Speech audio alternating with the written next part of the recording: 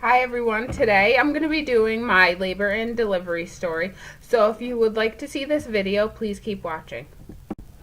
So my labor and delivery story started actually when I was 38 weeks and 4 days pregnant. On that day, I had a somewhat difficult pregnancy towards the end just because my daughter kept trying to be delivered early, so I was put on medication for it. But on the day that I was 38 weeks and 4 days pregnant, which was September 20th, I was just so sick of being pregnant that I was like, okay, I'm going to try natural ways to see if maybe I can induce myself into being in labor. So on that day, I wind up hanging out with my mom, and we went grocery shopping, and I had walked all around Walmart. I walked around ShopRite. I walked around, I think, every store possible that there is. And then once I got back to her house, I walked around her neighborhood, and then I went inside and I played Just Dance. So as I'm playing Just Dance, I started to get a few contractions. So I was like, oh yeah, maybe this is going to be the time. So I finished dancing, doing the song that I was gonna, but then I wound up just sitting down just because the contractions they didn't hurt, they were just weird. So I sat down, I got a drink of water, and with me sitting down, my contractions completely stopped. So once they had stopped, I was like, okay, maybe I should not do this anymore. I should go home, just relax, watch TV, make sure I have everything prepared for my daughter. So I wind up going home to my apartment that I share with my boyfriend. And as I was sitting there, I started to get really, really, really bad contractions to the point that they had me doubled over in pain. It just felt like, I want to say, it felt like really, really bad menstrual cramps. That's what I had. And I was like, okay, maybe this is really the time. Maybe I shouldn't have done all that because I feel like I'm not prepared now. So I kept having the contractions. I called my doctor and I said, I'm having consistent contractions. At that time, they were about, I want to say, like 3 to 4 minutes apart.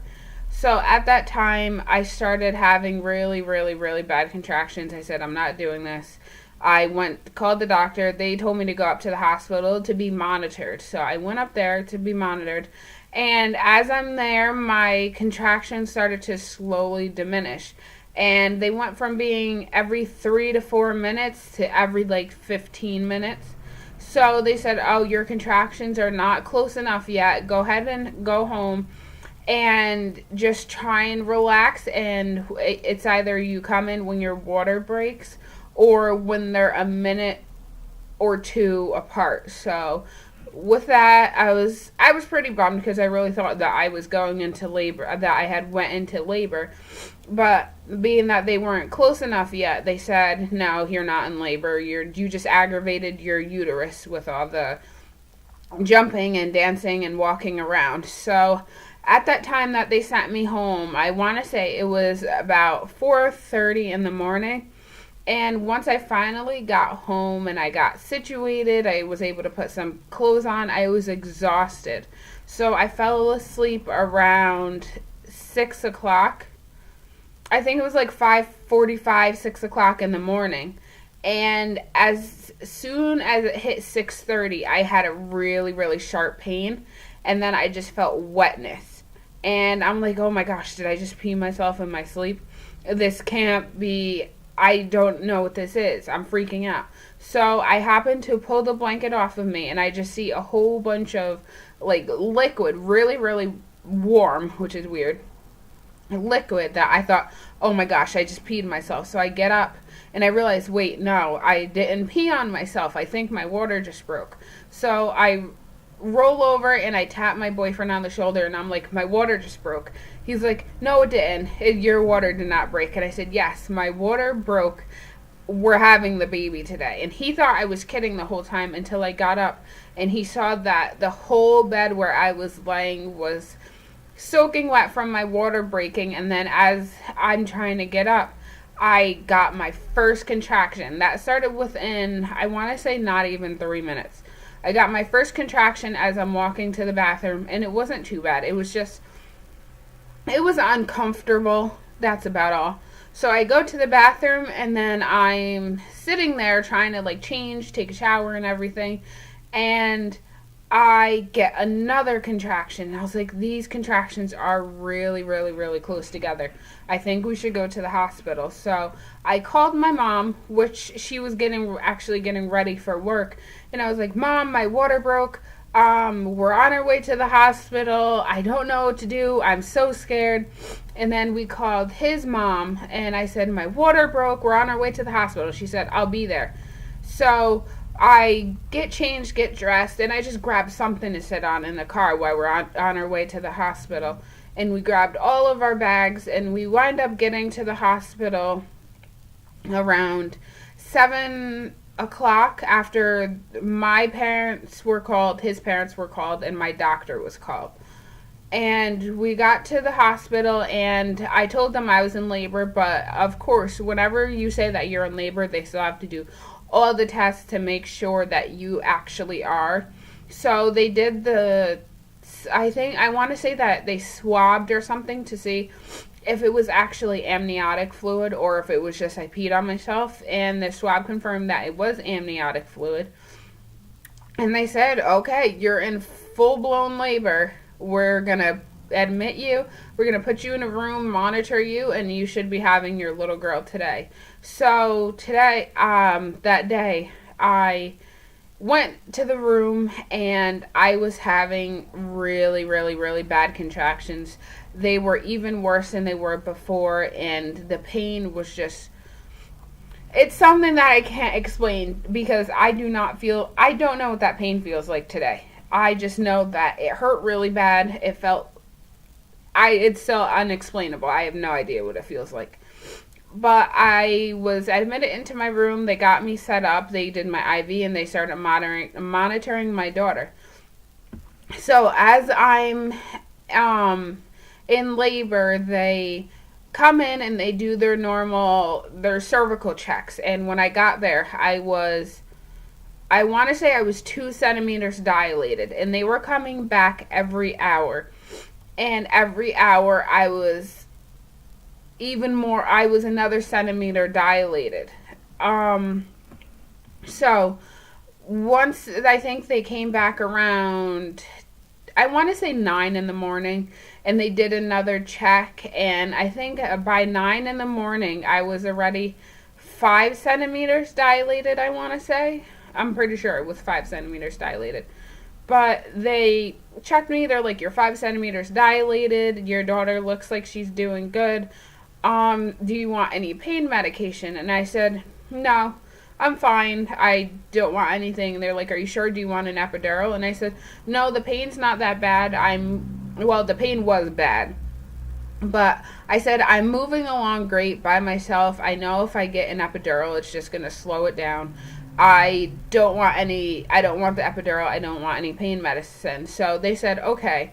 So about 2 hours later, I wind up moving to 7 centimeters. So by 11 o'clock, I was at 7 centimeters. And I was in so much pain that I was like, okay, I need some type of medication. I need something to help me. So I called for the nurse, and they gave me just something in my IV. It was just to take the edge off. It was called Numben.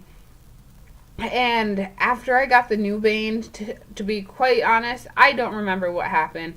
My boyfriend tells me that I was so delirious. I was asking if there was a tree outside of my door, that he said he's never seen me that out of it because of a medication in my life. So by that time, they gave me the Numben, but I still felt all the contractions, and I was in so much pain that it hurt for me to lay back. So the whole time I'm sitting up. And if you've had a child or know about any type of childbirth, they need you to sit back, lay back, so that they can monitor the baby's heartbeat. And at that time, I was I just could not sit back. I told them, I was like, I can't. I went from sitting in Indian style to standing up, swaying to kneeling, just like everything but sitting back. So it got to the point that they put an internal lead on my daughter, which means that they just like hooked a lead to her head in while she was still in the womb, so that they can monitor her heartbeat, just because I could not sit back because of the pain, and I was having back labor. So after they gave me the lead, I wound up just finally calming down a little bit, and they were able to get her blood pressure. They were able to get her heartbeat, not her blood pressure. And I had my medication, so it was okay. So around 12:30, around 12:30, I was at 8 centimeters. Yeah, I was at 8 centimeters dilated, and everything was still going good, and I was still doing my normal like breathing. I was rocking back and forth. I had my whole support system there. I had my boyfriend, which is her father. I had my mom, I had his mom, and I had my godmother. They were in the room. And then out in the waiting room, it was one of my daughter's godmothers, her 2 uncles, her 2 grandfathers, from each one of our sides. And then I think there was someone else. I can't really remember just because it's a blur.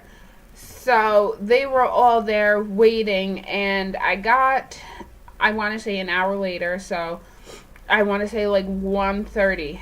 No, 1 o'clock, not even an hour, so like half an hour later, I got to 9 centimeters dilated. And once I hit 9 centimeters, I was like, yes, this is going to be over soon. I haven't really been in labor for that long, and I was in the hospital bed, and I happened to realize, oh my gosh, I had an appointment today.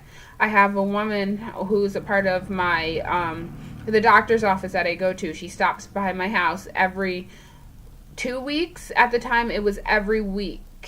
Actually, no, it was every 2 weeks at the time. So she would stop by, she would give me information on my things I needed to know from my daughter, if I needed help with breastfeeding, if I needed to see a CLC, if I needed to still find a primary for my doctor, like anything children based or even pregnancy based or family, anything. She was there to help me, and I realized at 9 centimeters, oh my gosh, she's going to show up at my house. I can't have her show up at my house and me not be there. I'll feel so bad. She went completely out of her way. So I wind up at 9 centimeters dilated on the phone talking to her. I'm so sorry that I'm not home. I completely forgot. I'm actually in labor right now. I hope you can forgive me for making you come all the way to my house. And at that time, she didn't yell at me. She just was like shocked. She said, you should not be apologizing to me that you're not home because you're in labor. You deliver that baby girl, and we could reschedule for any time. It's no big deal. So after that little spiel of me apologizing profusely at 9 centimeters dilated because I wasn't home, the doctors came in right as I was hanging up the phone. So at this time, it's around like 1:30. They came in, and they came to check me again. And at that time, I was still at 9 centimeters dilated. There was a part of my cervix that just would not move. There was a lip of my cervix that was just stuck, that would not move out of the way, so that I would be 10 and would be able to push. So the doctor said, okay, this part of your cervix doesn't seem that it's moving. We're going to give you Pitocin to try and move all of the stuff along so that you're able to deliver your daughter soon. So at that time, they came in with Pitocin, and it seemed like the Pitocin still wasn't working. So they had me kneel on all fours, rocking back and forth as a nurse is trying to do a cervical exam to try and see if she can move around, like move the baby. So as she's doing the exam on all fours, she is just around, like I would say, like this is your cervix at the time. Well, it's a lot bigger.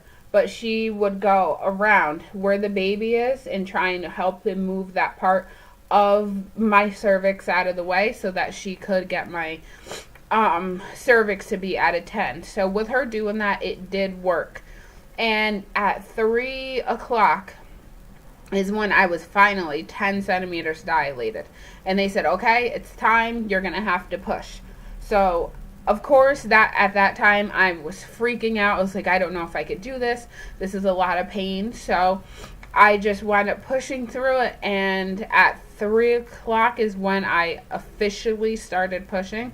And it took me until, I want to say, 3:40, no, around 3:40 of me just pushing solely. And they said, okay, it doesn't seem like you're strong enough. We're going to get the vacuum to help and bring your daughter out. Because at that time, from her being stuck in the birth canal, she was going into distress. Because as I was pushing for the first couple of minutes, she was doing great. But then she decided that halfway in the birth canal, she wanted to turn.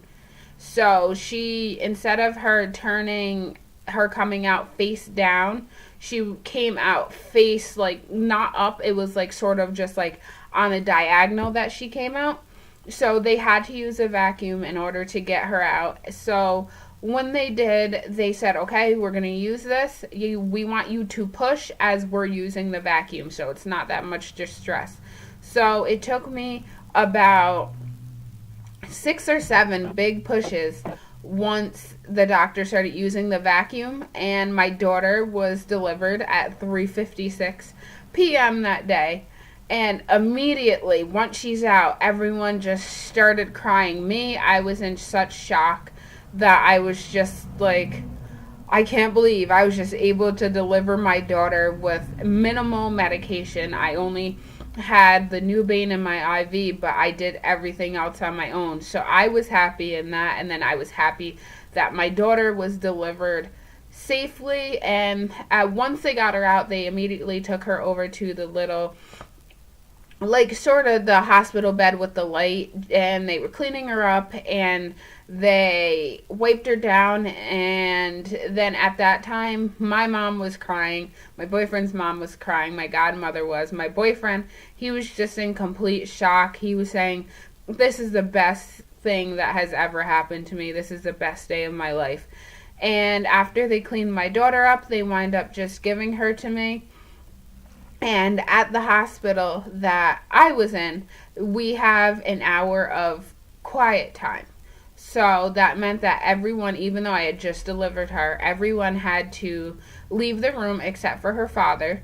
And all the nurses, the doctors, everything, they left except for it was me, her father, and my daughter, of course. And we do skin to skin. And they just put her right on my chest. They took her clothes off. They moved my hospital gown, and we just were able to have one sole hour of skin to skin, which was great. I highly recommend doing it because it lets you just like wind down from the birthing experience. Your baby is able to feel your warmth and your heartbeat. It comforts the baby, and it's just a good thing. So after that hour of skin to skin is when everyone was able to come back in the room, and everyone was just so happy. They loved her. We all love her still to this day. She's just an energetic, hyper little girl. And those are actually some pictures of her. She would be in the video, but she's actually down for a nap right now, or else she'd be here with me. But that's about all for my birthing story. She was born September 21st, 2015. She was 6 pounds, 8 ounces, 21 and a half inches long. And she's just the apple of my eye. I love my daughter to death. I would completely do it over again, being that I don't remember what the pain's like. I can't guarantee I would say that if I was in labor with the next child. So, if you enjoyed this video, please don't forget to subscribe and give this a thumbs up, and I will be posting another video tomorrow. I haven't been able to keep up on my schedule that I had, primarily just because my daughter wound up getting sick. She got Coxsackie virus, and she wasn't feeling well, and she just wanted to be able to have her mom time. And I didn't really have time to be able to sit down and do something like this, caring for a sick toddler now that she's one, and be able to do everything that I wanted. So please, like I said before, don't forget to like and subscribe to this video. Thanks.